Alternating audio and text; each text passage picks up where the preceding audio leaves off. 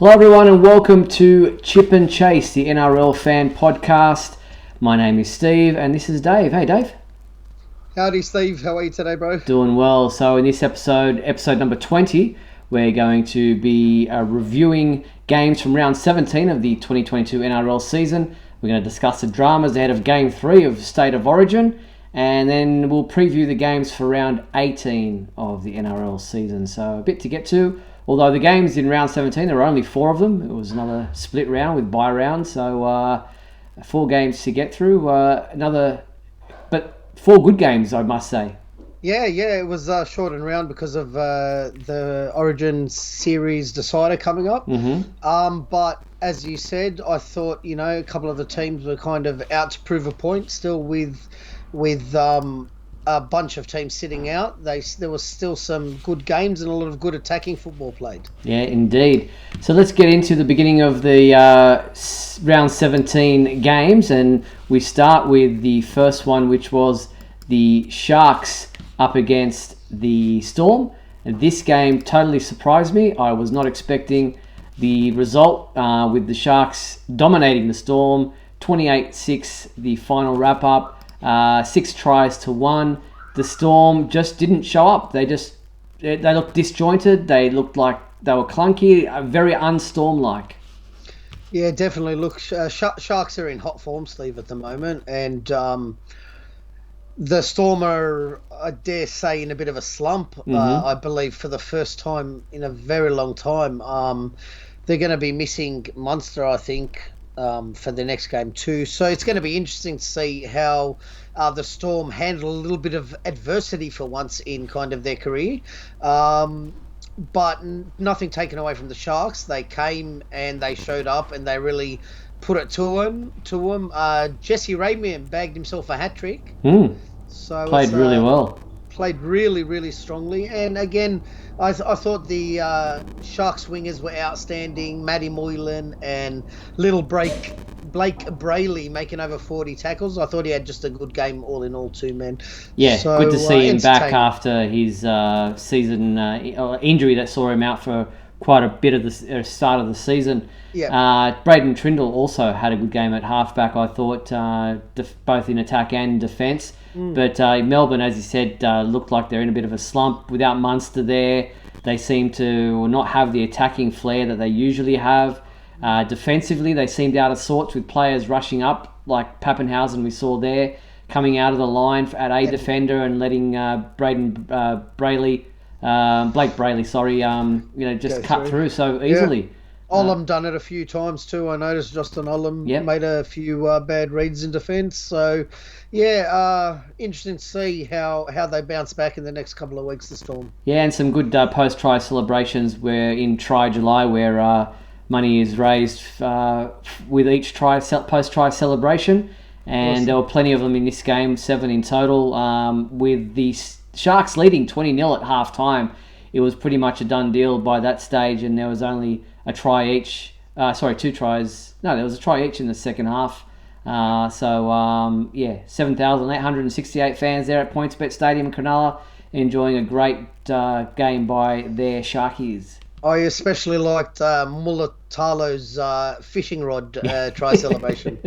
Yes, that was a funny one. Yeah. All right, so that was well done to the Sharks. I think we both got that tip wrong, if I'm correct. No. Did you tip Sharks? I tipped the Sharks. The only one I got wrong was the last game, Broncos-Dragons. I tipped Dragons. Okay. All right, so the next game 2 of the round, was the Knights up against the Rabbitohs. This was played at McDonald Jones Stadium in front of a great crowd, 18,621. The Knights started off really well. They looked like they were pushing South to the limit, but second half again proved the difference, and also the half-time Souths were ahead by 24-16, but it was still anybody's game at that point in time, and a high-scoring game, but the Rabbitohs just dominated for extended periods that saw them score too many tries for the Knights to be able to catch up. Yeah, for sure, mate. Look, both teams were coming into this off big wins. Obviously, Rabbitohs smashing Para, and Knights winning by big score against the Titans. But you just got the sense that even without with missing their Origin players, the Rabbitohs were just going to still be too good for the Knights. Not only were they missing their Origin stars, 3 of them in total with Cook, Cameron Murray and Jai Arrow, but they're also missing guys like the GOAT. I can't think of his name at the moment. Mark Nichols. Yes, thanks for that, Dave. Having a mental blank on that one. And then losing Lachlan Ilias in the first minute of the game, concussed. And so to lose your halfback and have to reshuffle your back line. Alex Johnson's also missing out in the wing. Yes. And it was good to see Richie Kenner getting a hat-trick there on the wing that he would have been scoring a hat-trick on himself, probably a few more tries, Alex Johnson, if he'd been there. So that left edge of South still proving to be a weapon for them. And good to see, you've got Latrell Mitchell there, being the captain of South for the first time. And it's also the first time that him and his brother Shaq have played together in first grade. Shaq's had a couple of games in first grade, but Latrell hadn't been there through injury or suspension. So the two brothers out there for the first time together was also nice to see. Very nice to see. Just back to you talked about Richard Kenner out on the wing grabbing a hat-trick. Cody Walker also bagged a double that night. So nice to see him catching an intercept rather than throwing one. Definitely, for sure. Look, Latrell Mitchell was instrumental again. He's just a player that has to, that it just gets a team going, man. Yeah. And he shows them the way. Cody Walker, as I just mentioned, bag a double. He looked happy for once, playing out there. More relaxed. So stressed as he usually is. And also the wingers for Knights, again, mentioned to Edric Lee and Dominic Young. Mm-hmm. I thought they played really strong games, both of them. Yeah, Dominic Young especially was pretty impressive with that chase that he caught Nikorima a metre out from the try line. And then off the back of that, Newcastle go down the other end 100 metres and he scores in the right corner. So well done by Dominic Young. He's really proving to be a good find for Newcastle.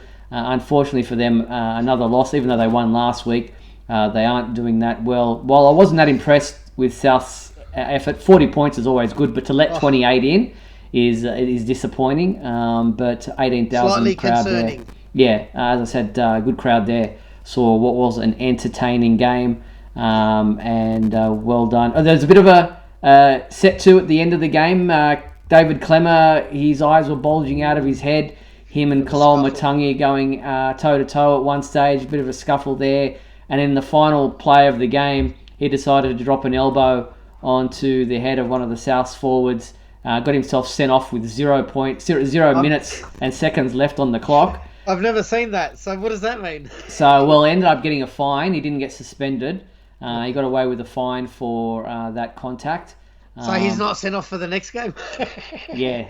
No, it doesn't really mean much for South at the time because they ended up taking a penalty goal to get to the 40 points with no time left on the clock. But Clemmer lost. He had the red mist happening around his head at that time.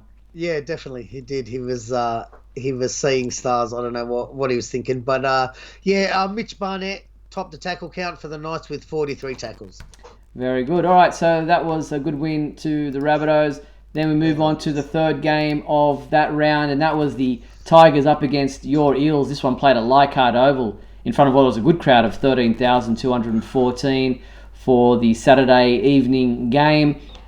This one, I'll tell you, the Tigers came out very physical, and they were bashing and barging at the Parramatta forwards. They took a 12-0 lead. It looked like you were worried. I could imagine at that point that the Tigers were going to do you guys again, having beaten you earlier in the year at Combank Stadium. But the class of Parramatta, you guys got to a 16-12 lead at halftime, went on with it in the second half, and then let Tigers back into it late in the game for a 28-20 final scoreline. Yeah, look, Steve, we got the 2 points in the end, the Parramatta Eels, but it wasn't. I don't think it was the most clinical of games. Not clinical, dominant. most convincing games. Like they're a team that can never put a team away with 20 minutes to go. It's always heart attack stuff. The other team's in it to the last second. Whilst we got the 2 points, and I'm happy to get the 2 points. I just think there's a lot still the Eels have to work on. And the Eels were stinging after the Bunnies lost, and it was almost a must-win for us, Steve. You know what I mean? Yeah, well, it was one of those games where, you've been going win-loss every second week. You've been playing well, and you were due. But I guess from the point of view of the coach, it's not a bad thing at this time of the season to be still having some improvement left in you, because for the last couple of years, Parramatta have peaked at this point in the season, for sure, and then have gone on a downhill slope and kind of fallen out in the semi-final period. So the fact that you've still got some improvement left in you, towards this business end of the season, is probably a thing that the coach is happy that you're still in there, still in the top 8, and still a dominant force, but there is improvement, and you haven't peaked too early. It's interesting because it's a bit of a different scenario for the Eels this year. So let's see how they handle it. I thought Reid Marnie was very good, Steve. He made 53 tackles, little fella. And as you were saying, all credit to the Tigers. They really turned up and made this a good clash for a spectator to watch. Yep. And it was anyone's game, mate. Para just holding on. Mitchell Moses was very involved for me. Yeah, when he has a great running game, Parramatta are on the front foot, and that's always a good sign. Definitely. And scored some pretty enterprising tries too. This one was a good one with Reid Marnie backing up, and Luke Brooks having a massive air swing trying to kick it dead. Great one. I think Mitchell Moses enjoyed that. Bit unlucky for little Brooksy there, but you make your own luck. You got to be there sometimes to gather the loose ball or whatever. A standout for me was Isaiah Papali too, scoring 1 try, running for 160 metres and making almost 40 tackles. Yeah, well done to Papali'i. And Nofaluma also got a double for the Tigers. As I said, it was only 16-12 at halftime. There was a sin bin for poor Justin Matamua, who was on debut for the Tigers. He was a dead set. It was a shoulder charge, no doubt, on Mitch Moses without the ball. You got to make a wrapping action on those tackles. He was very apologetic. Put his hand up straight away. Was shaking his head. He obviously looked pretty distraught at being sin bin in his very first game. And the Eels did take advantage of that period, scoring a try there, and they just I felt sorry for him, but good luck to the fella making his debut for the Tigers. It's almost like he got like a first game jitters, and just like he wasn't thinking, and just the first thing he came to his mind was put a big shot on here. And you can forgive players for doing that, because ultimately rugby league was all about that for years and years and years. Yeah, no harm done in the end. All right, so that was that game, and then the final game of the round was the Broncos up against the Dragons. This one played at Suncorp Stadium in front of an awesome crowd of 29,000, and this was the Sunday evening game, and the Broncos ran away with it in the end, 32-18. It was close at halftime, 16-12. The Broncos led, but 2 Tariq Sims sin bins. Yes, the same player got sin bin twice in the first half. The first time was for a late hit. A somewhat dubious decision. Yeah, it was a late hit on Adam Reynolds, who had turned his back. Here it is there. I think penalty sufficient for that one. A sin bin is probably a bit harsh. The second one definitely was worth the sin bin, with a high shoulder to the head of a player with pretty hard, a lot of force. So I can live with that one. There was a case for a send-off for the second one, mate. Yeah, I don't know if he actually knew where his shoulder was headed, so it wasn't any intent in there. He was just going in for a shoulder and for a tackle. But the first one, very dubious. I thought there was a later hit on Reynolds by, I think it was McCulloch, that probably could have been a sin bin more than the Sims one. But anyway, it was a pretty good game by the Broncos, with a lot of their young stars, new players we've never heard of. Deloise Hoyter. Yeah, he got a double, and some of the young players like Ezra Mam, who's been around for a couple of games now, and Tessie New, both getting tries as well. He had a great game, Ezra Mam. Tony Staggs also bagging a double, so he had a big one. Kobe Hetherington topped the tackle count with 44 tackles. Big effort there. And Dane Laurie, Steve, from the Dragons. He's a big boy. He's a big unit, but he ran for 180 metres for 20 runs and made over 40 tackles. So I saw a great effort by him. And what about the flying plumber, Cody Ramsey, mate?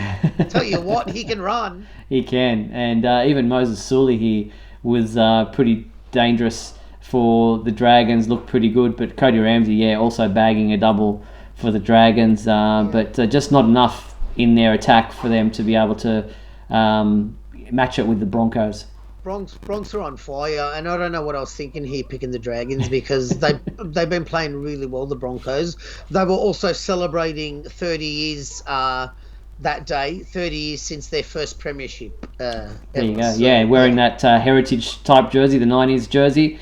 And also Adam Reynolds celebrating his 32nd birthday, which the crowd, I think, was singing for him when the Broncos got to 32 points during this game. So well done to Reynolds. Happy birthday, Reynolds. Yep. All right, so that was round 17 for the NRL season. Shortened round, as we said, with State of Origin, the decider taking place this Wednesday night. It has not been it's been a period of turmoil for State of Origin leading up to Game 3 for both teams, but more for the Queenslanders with Munster and Tawalangi both testing positive for COVID. Ruling them out of this game. Munster being the big one. Him being an out for Queensland is huge. I felt really sorry for Jordan McLean from the Blues. Would have been on debut, but then was ruled out with, I think it was a hamstring injury that saw the Saifidi brother come from the Knights, making his Origin debut. I saw an interesting quote from Brad Fittler on why Regan Campbell-Gillard still can't get a look in after being in Game 1, missing out in Game 2, then with Jordan McLean missing for Game 3, and you think that there'd be an opening for him to be able to come in. It just didn't happen. And Fittler saying that he doesn't play a style of football that matches what the Blues are looking for in a front row, which is like a bit bizarre. I had heard a rumour that the Penrith players that are part of the Blues camp did not want RCG to be in there, having played, like he's an ex-Panthers player who left them to go to the Eels. And it wasn't in the best style either, the way he left the club and stuff like that. No, so I had heard a rumour that was, and Fittler's comment was on the back of hearing that rumour, and he reckons he had been talking to RCG and said that, look, sorry mate, it's just your style of footy doesn't match what we're trying to do, which is, Can I tell you what, Steve? What do you think? Honestly, I could not give a damn if he picks Paul Kent as long as they win this third game, this decider up in Queensland. Very good. I thought Regan Campbell-Gillard was harshly done by to be dropped from the team because I thought he was one of their best in Game 1. And, if the Penrith player boys have some say in who goes in and out of the team, well, that's Brad Fittler and the way he does, Freddie Fittler and the way he does it. So, like I said, everything will be forgotten if we can get the money up there at Suncorp Wednesday night. I agree. So it'll be interesting to see how it plays out. Look, obviously the New South Wales are huge favourites now to win Game 3 with Cameron Munster out of the team. He is a massive out for them, but still any man who steps into that Maroons jersey playing at Suncorp Stadium is never an easy thing. So I don't think New South Wales can go in lightly at all for this game. That's what the Queenslanders like. Oh, they love being the underdog. They like going in underdogs, and they're going to turn up. And if New South Wales haven't learned their lesson, they're going to do what they continuously do to us and beat us when they're down and out. Yeah, indeed. All right, so your tip for State of Origin decider? Blues, mate, all the way. Let's go New South Wales. Let's go New South Wales. Do it for your state, boys. Come on, boys, let's do it. All right, now we're heading to round 18 of the NRL season, and at this point in the season, we look at the ladder where we're at after round 17's games, and the Panthers are sitting 6 points clear at the top of the ladder on 32 points. Now the Cowboys have moved into second place on 26 points. They are ahead of Melbourne and the Sharks, who both sit on 24 points. Then the Broncos sit 5th on 22 with the Eels on 22 in 6th place. The Rabbitohs sitting on their own on 20 points in 7th position, while Manly hold on to 8th spot with 18 points, but the Dragons are also sitting on 18 points in 9th spot. Then you've got the Roosters and the Raiders on 16 points, and Newcastle and the Warriors on 12 points, the Bulldogs on 10 points, and then at the bottom of the ladder, both on 8 points, the Titans and the Tigers. We should have put a bet on at the beginning of the year, me and you, Steve. Well, we both tipped the Tigers to come last, and so far... At the TAB, we should have put a $50 each on the Tigers. Because it's looking like, it'll be between those bottom two there, Titans and Tigers.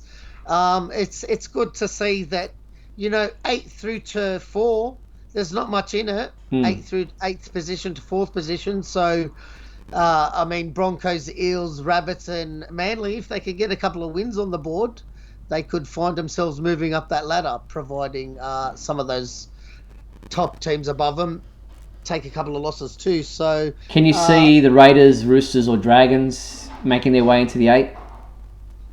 You know what? Mathematically, it's possible. I can see him still with a chance. And below that, from the Knights down, they're gone. It's over for them, man. Fair enough. 9, 10 and 11, they need to get on a hot run as of right now. Yep. If they can, there's still a chance.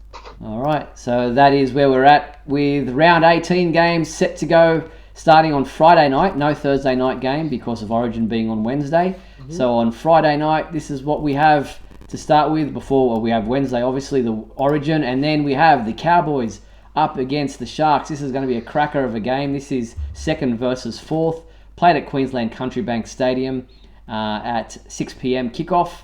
I'm going to go Cowboys. This will be close. I don't think there'll be much in it, but Cowboys at home, in the form they're in, is my tip for this week. Yeah, what a game to start the round. This should be a clanger. So I'm going to stay true to the Sharks, as I did pick them last week, and I'm going with the Sharks. Okay, very good. Then game 2 of the round is the Eels up against the Warriors. This is at CommBank Stadium on Friday at 7:55 p.m. kickoff. I think Eels by plenty. Hey, mate, me and your wife are going to this game together. Yes. Because she's my sister. Of course. And obviously Eels at CommBank Stadium, they need a big win. Okay, very good. So we both agree on that one.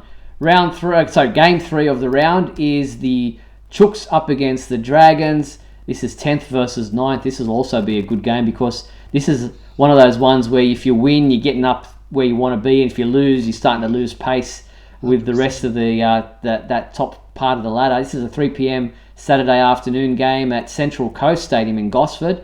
You know what? This is a toss of the coin for me. I just don't know. Backing up after Origin, some of these teams have some big players missing. Or not missing, but backing up. Ben Hunt was an obvious one for the Dragons. They missed him this last weekend, so he'll be backing up. Roosters have a few missing as well. I don't know. I'm just thinking Roosters. Who do they have, Steve? Other than Tedesco, who are the other Chooks in the side? I think... Crichton? Angus Crichton? Yeah, Angus Crichton is one. I know their halfback was been in Origin camp, but he'll obviously be fine to play, or he's not backing it. I don't think he'll be having any issues because he'll just be sitting on the sideline watching. Yeah. But Walker. So, but yeah, mainly Crichton and Tedesco that I can think of off the top of my head. Oh, and Tupu. And Tupu, correct. Yeah. So I'm going to go Chooks, but I'll put me down for Chooks too. I think that'll be too strong. Yeah. All right. Then the next game up on the Saturday afternoon is 5:30 game. Manly up against the Knights. 4 Points Park and Brookvale. This will be an Eagles win without a doubt. Yep, I've got Manly here. Knights, they're just struggling still coming to the end of the season. They got no chance against Manly, I don't think. Okay. Then the next Saturday night game, 7:35 p.m. kickoff. This one at Seabus Super Stadium in the Gold Coast is the Gold Coast up against the Broncos. This is usually a pretty good matchup, two Queensland teams up against one another. But the Titans are languishing down the bottom of the table, near the bottom at the 15th spot, while the Broncos are flying high. I see a Broncos victory here. Yeah, look, I reckon Titans will make a game of this, but Broncos just, I think. Okay, I think Broncos by plenty. Fair enough. Then game 6 of the round is bottom of the table versus top of the table. Tigers versus Panthers. This is a 2 p.m. CommBank Stadium as well. On Sunday afternoon. This will be Panthers by 13 plus easy. 1,300 plus? Yeah. Mate, you never know. They like playing at CommBank, the Tigers. Yeah, don't see it. I mean... Yeah, Origin Stars backing up and all that, but Origin for Stars Panthers... backing up, it'd be a good bet, but I'm tipping the Panthers. Yeah, I agree. Especially if the Blues win, then the Panthers boys will be on a high and will be putting in for their Panthers teammates. They'll be running on clouds, mate, like they're not even playing after an Origin. Yeah, exactly. Then the 7th game of the round is on Sunday afternoon at 4:05 p.m. This will be played at Amy Park in Melbourne. The Storm taking on the Raiders. What is usually a good clash, but it's, Raiders just outside the 8, Storm in 3rd place, having come off the back of 2 losses. As you said, Munster will be missing for this one because he still won't be cleared for COVID protocols. I just don't know where the Storm are at. I'm getting it's a hard read, but being at home and the fact that they've lost, they rarely lose 3 in a row. I can't see them. I'm going to say Storm, but without much confidence. Yeah, mate. Like you just said, I think this will be a record if they lose this game. I don't think they have ever lost 3 back to back. And honestly, I reckon the Melbourne Storm's players will be shitting themselves that much for this game that they'll get it done just like you. Okay, all right, let's see. And the final game of the round, this one is the Sunday 6:15 game played at Accor Stadium. It's a Doggies home game. This will be played, the Bulldogs up against the Rabbitohs, 14th versus 7th. It's usually a good clash. I'm going to go Rabbitohs. Yeah, mate, this one's... What time's this, Steve? 6:15. 6:15 Sunday evening. Can't wait for this one. Always a good clash, but I think Rabbitohs will dissect the Bulldogs. Okay, let's hope. All right, and that is the wrap-up for the round 18 of the NRL season. Looking forward to the Origin Decider on Wednesday night. Cannot wait for that one. Should be an interesting game. Always is when we're playing up at Suncorp Stadium. And then we've got a full round following that, and it's full steam ahead towards the business end of the season for the NRL. Looking forward to it. Yeah, mate. Let's go, you mighty Blues. Your state's right behind you. You know how emotional and passionate all the New South Wales and Queensland supporters are. So praying to the rugby league gods that we can get this done up there at Suncorp. And, yeah, look forward to the upcoming round of footy. Yep, indeed. All right, well, thank you everyone for watching Chip and Chase, the NRL Fan Podcast. On behalf of Dave and I, we thank you for continuing to watch our podcast. Who thought we'd ever make it to 20 episodes, but we're still going strong. Thanks everyone, and we'll catch you next week. Until then. Thanks, guys. Thanks, Stevie. All right, Dave. Bye. Talk to you soon.